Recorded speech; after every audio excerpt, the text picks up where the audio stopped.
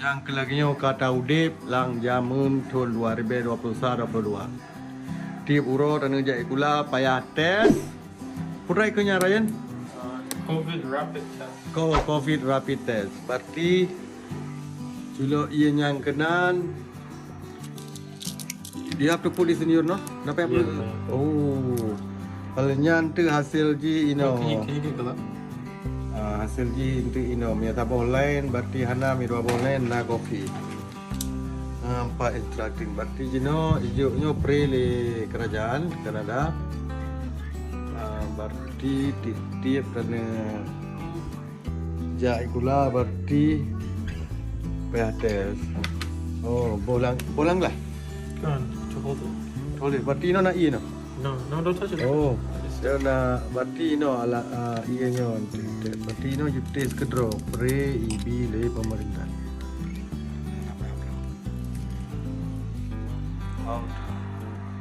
Okay, I want to see it.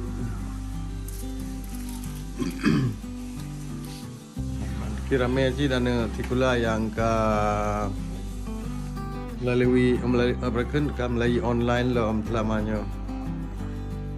Go deep.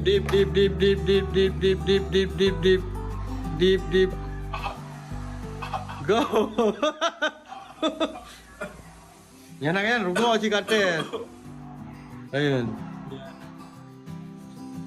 Pakai mask, yun na feeling. Pakai dotongan. Nampak? Tak jerah reka je no. Tanya, oh gampang, hanjir.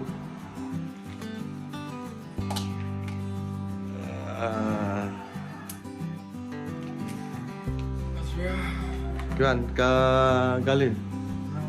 I wanna see the result. Berapa minit Ryan? 15. 15 minit. Di berapa no?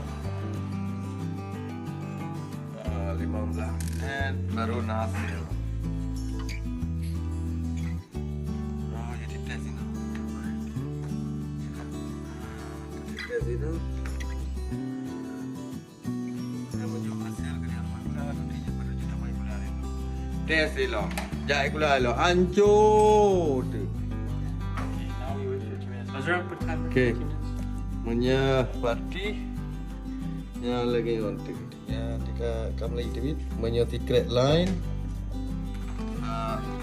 negatif berarti hanam salah punya dua grade line kabeh tak kena covid berarti boleh kamu lagi benda tapu hijaunya tak ada ya ada baru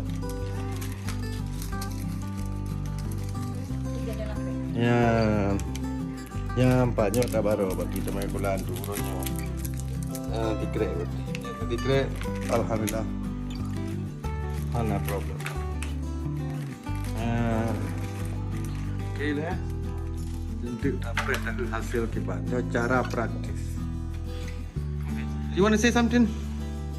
Anak COVID lawan. Inshallah. Insyaallah good. Okay, kak apa juga deh. Now berarti sekitar 10 menit yang kerap digari 10 menit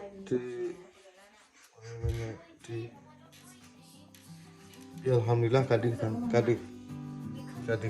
tikre berarti anak yang dia rekan-rekan sekelas info menyebutkan anak ada oleh memang kamu no peraturan apa yang kita ikut mana nanti kita mau kuliah apa ramai atau lokal kadang program yang kian nanti melalui berkeluarga Jumat yang kau ikut ini di Timikit kayak lagi paspor sih ya nyoka